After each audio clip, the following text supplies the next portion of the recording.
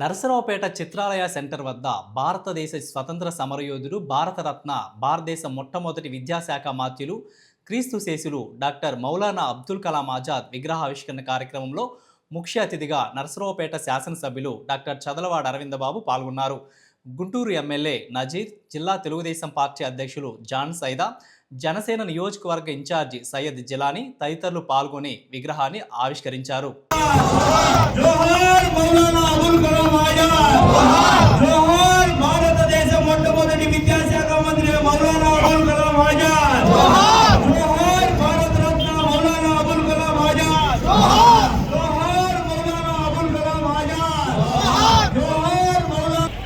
అయ్యూబ్ గారు తెలుగుదేశం సీనియర్ నాయకులు, పట్టణ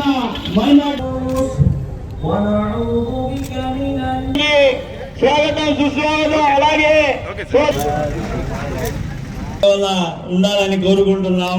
ముస్లిం సోదరుల తరఫున మౌలానా అబ్దుల్ కలాం ఆజాద్ ఖురాన్ పఠనంతో మక్కాలో పుట్టి భారతదేశానికి విచ్చేసి ఇక్కడ చరిత్రను అర్థం చేసుకొని, ఇక్కడ ఆచారాలను అర్థం చేసుకొని, ఒక ముస్లింగా పుట్టినప్పటికి కూడా నేను మొదటిగా ఒక భారతీయుడినిగా జీవితం గడుపుతానని గర్వంగా చెప్పినటువంటి వ్యక్తి మౌలానా అబ్దుల్ కలాం గారు. ఎందుకంటే ఈరోజు భారతీయుల్లో, ముఖ్యంగా ముస్లిం మైనారిటీల్లో మనం చాలామందిని చూస్తుంటాం రాజకీయాల్లో. కానీ ఆ రోజు ఉన్నటువంటి అతి కొద్ది మంది రాజకీయ నాయకుల్లో స్వతంత్ర సమరయోధుడిగా ఏ ఒక్క అవకాశాన్ని ఇచ్చినా కూడా ఆ అవకాశంలో తనదైనటువంటి ముద్ర వేయించుకున్నటువంటి మహానుభావుల్లో మౌలానా అబ్దుల్ కలాం గారు. ఆనాడు స్వాతంత్ర సమరయోధుల్లో గాంధీజీ గారితో పాటు, నెహ్రూ గారితో పాటు అనేక సందర్భాల్లో జైలు జీవితం గడిపినా కూడా ప్రతి ఒక్కసారి కూడా జైలు జీవితం నాకు ఒక శిక్ష లాంటిది కాదు, అది నాకు రాజకీయాల పాఠాలు నేర్పించేటువంటి ఒక క్లాస్ రూమ్ అని చెప్పినటువంటి మేధావి మౌలానా అబ్దుల్ కలాం గారు. దేశ స్వాతంత్రం కోసం జైలుకి వెళ్ళాడు. మనం కొంతమంది జైలుకి వెళ్ళిన వాళ్ళని చూసాం.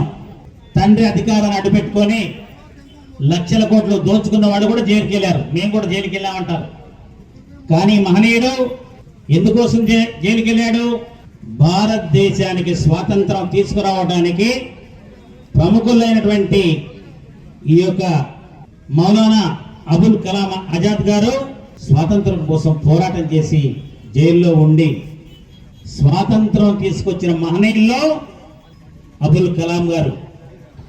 గొప్ప కవి, రచయిత, రాజకీయవేత్త. ఆనాడు జవహర్లాల్ నెహ్రూతో పాటు, వారితో ప్రధానమంత్రి గారితో పాటు ఎంతో ప్రియమైన మిత్రుడు ఆయనకి.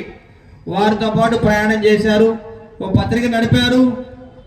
ఆయన ఎప్పుడు కూడా హిందువులు వేరు, ముస్లింస్ వేరని ఎప్పుడు కూడా ఆయన భావన చేయలేదు. ఇది నా భారతదేశం, నేను భారతదేశం యొక్క ముద్దు బిడ్డని. ఆ విధంగా ఆయన ఉండబట్టే ఆయన 10 సార్లు విద్యాశాఖ మంత్రిగా ఆయన్ని ఎన్నుకోవడం జరిగింది.